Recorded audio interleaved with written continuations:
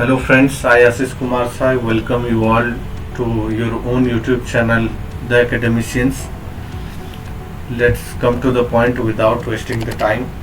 आज हम बात करने वाले हैं यूजीसी नेट जून 2024 के बारे में, इसमें हुए मेजर चेंजेस के बारे में। तो ये सब मैंने इन्फॉर्मेशन जो है वो यूजीसी नेट जून 2024 के इन्फॉर्मेशन बुलेटिन को पढ़ के जो समरी मिला, जो चेंजेस मिला, वो आप लोगों के सामने मैं लाया हूँ। अब बात करते हैं सबसे पहले इम्पोर्टेंट डेट्स के बारे में। जैसे कि आप सब देख सकते हैं, जो एप्लीकेशन विंडो है आपका वो 20 अप्रैल से शुरू होकर के 10 मई तक चल रहा है, और आपका जो लास्ट डेट है फी सबमिशन के लिए वो 11 एंड 12 मई है। इसके बाद आपका करेक्शन विंडो ओपन होगा 13 मई को, और ये चलेगा 15 मई तक। और बाकी जो डेट्स, इम्पोर्टेंट डेट्स हैं, जैसे कि सिटी ऑफ एग्ज़ाम सेंटर हो गया, एडमिट कार्ड रिलीजिंग डेट हो गया, ये dates will all be announced later on. उसके बाद डेट ऑफ एग्जामिनेशन की अगर हम बात करें तो 16 जून 2024 दिया हुआ है एनटीए ने। अगर हम पिछले 3-4 साइकिल की बात करें तो जो टेंटेटिव डेट दिया हुआ है एनटीए लगभग उसी डेट में होता है एग्ज़ाम। तो चांसेस हैं कि 16 जून 2024 से एग्ज़ाम स्टार्ट हो जाए, पर अभी इलेक्शन भी चल रहा है तो कुछ कहा नहीं जा सकता तब, तो that's why this is a tentative date. और हम इसके बाद बात करते हैं एग्जामिनेशन फीस के बारे में। तो पिछले 2-3 साइकिल से, अगर 2-3-4 साल से अगर हम देखेंगे, लगभग 50 रुपये हर बार एग्ज़ाम फीस में बढ़ता है। ये जो जनरल का फीस है वो 1000 से 50 करके 1150 तक आ गया है, और जनरल AWS OBC NCL का जो फीस है वो 600 को आ गया है, और ST SC PWD कैंडिडेट और थर्ड जेंडर के में ओनली 25 रुपीज़ इंक्रीमेंट है। तो इस फी इंक्रीमेंट के पीछे ये एक और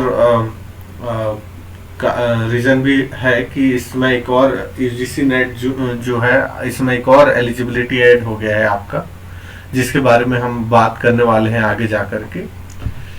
तो खैर उसी एलिजिबिलिटी पे अभी हम बात कर लेते हैं।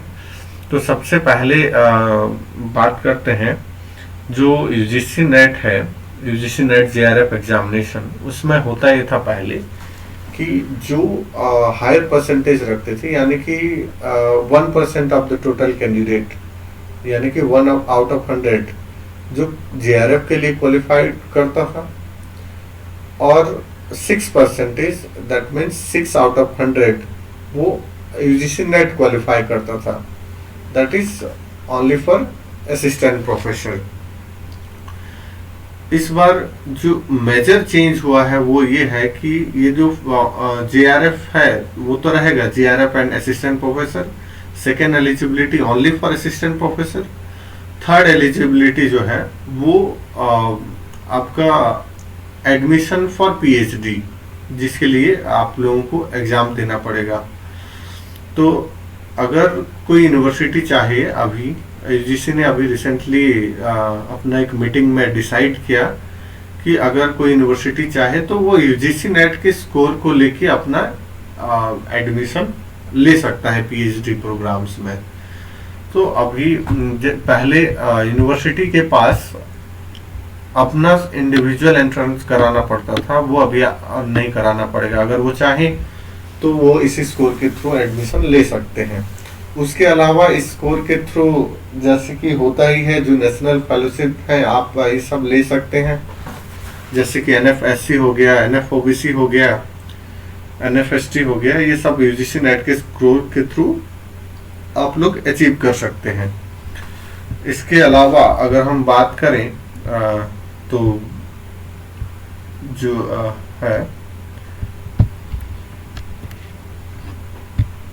एज रिलैक्सेशन के बारे में, तो एज रिलैक्सेशन JRF के लिए होता है 30 इयर्स। अगर उस कैंडिडेट को 30 इयर्स हो गया है तो ही और she may not be able to appear for JRF examination.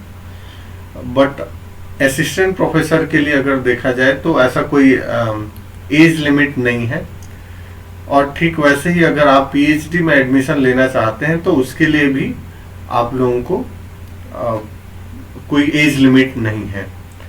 तो ये जो मेजर चेंजेस है देखने को मिले हैं 2024 जून के एग्जामिनेशन साइकिल में। ये सब के अलावा एक और जो मेजर चेंज हुआ है इस बार वो है मोड ऑफ एग्जामिनेशन को लेकर के। इससे पहले CBT मोड में हुआ करता था जो है कंप्यूटर बेस्ड टेस्ट, और इस बार होने जा रहा है ऑफलाइन मोड यानी कि पेन एंड पेपर एग्जामिनेशन। अगर आप कोई और जानकारी जानना चाहते हैं तो आप प्लीज़ कमेंट सेक्शन में कमेंट करिए। और आप लोगों को thank you for watching the video. Like and share the video if you find it useful, and if you found this video useful, then please subscribe to the channel and support us. Thank you.